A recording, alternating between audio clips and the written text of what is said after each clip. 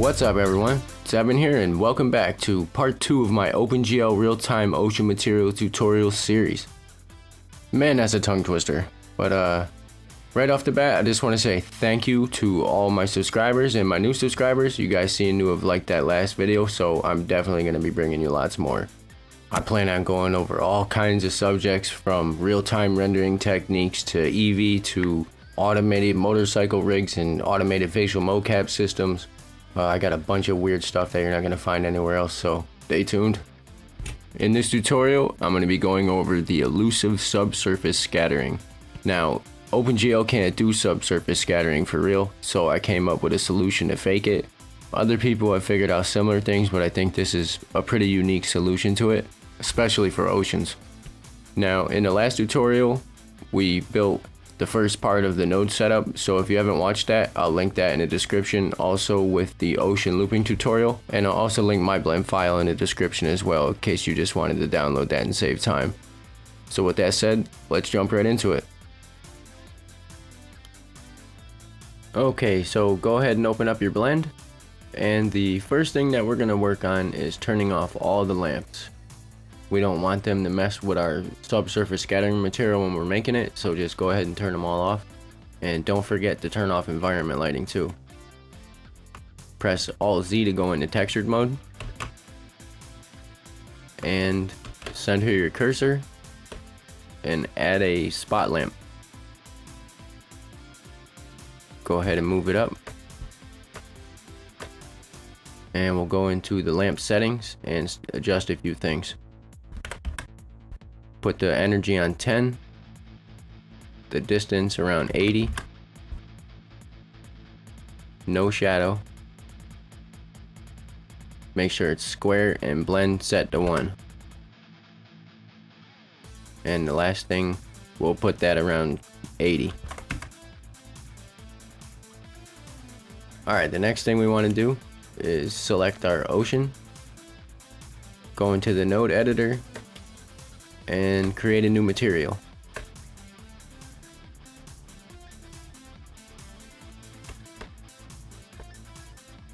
We're going to name this one SSS for subsurface scattering. And connect the color to the color.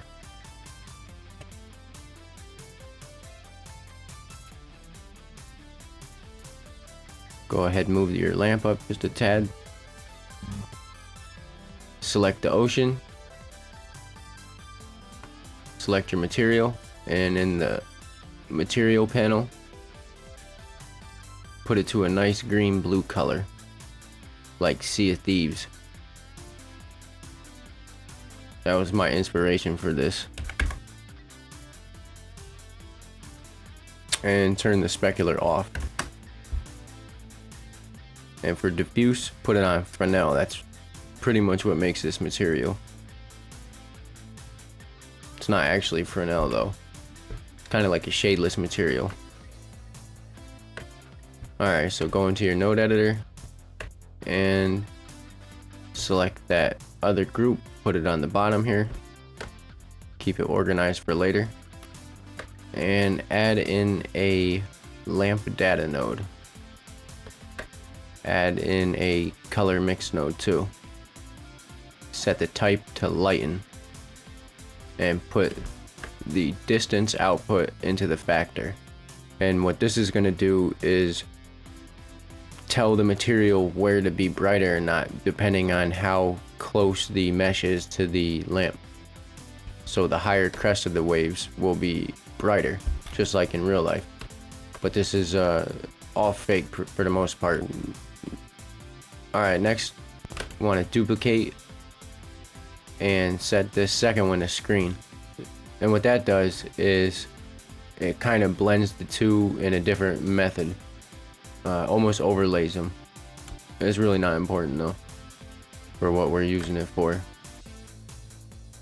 Next, what we want to do is connect the color output of our ocean material into the bottom of this and into the bottom of this one. Let's see what we got so far. Alright.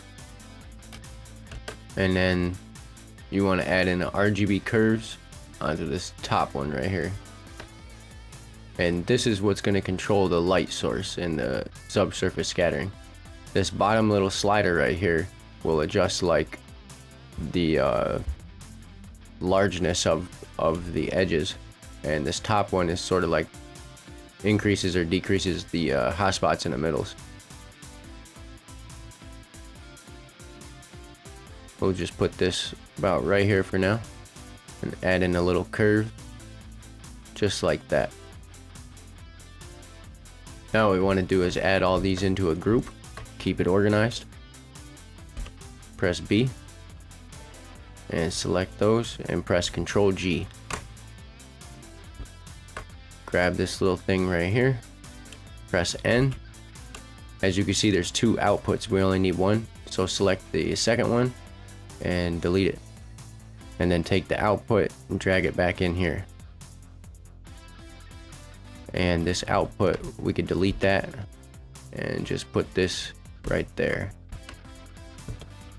Go ahead and add another output and give it a new name. I just like to add SSS node group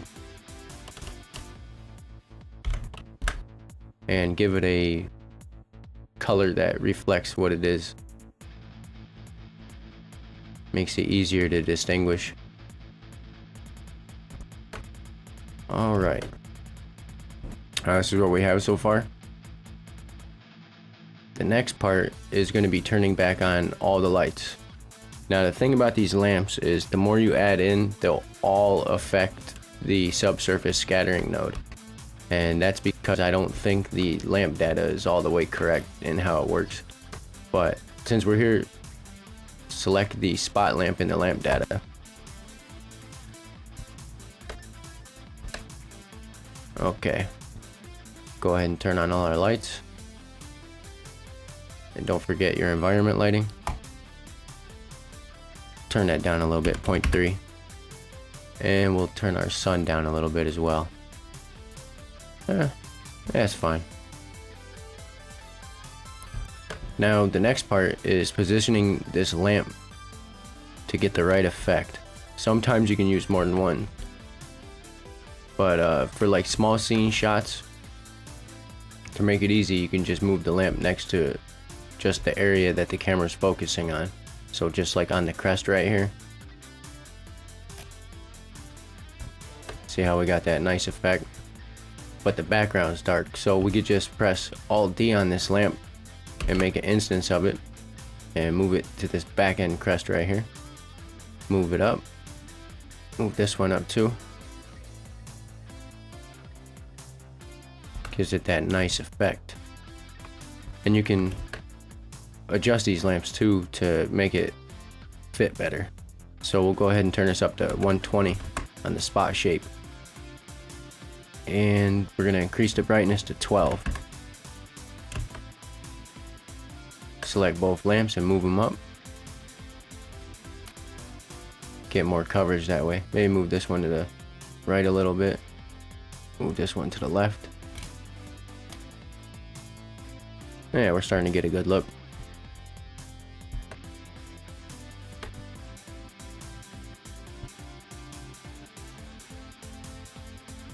And that's it for part 2. In the next part, I'll be going over Fresnel, and in part 4, I'll be showing you how to add foam, and in part 5, optimization techniques that'll get this thing running on even a weak PC. So stay tuned, and if you guys have any questions or comments, I'll be happy to help, so just leave them below. And thanks for watching. I'll see you in part 3. Peace.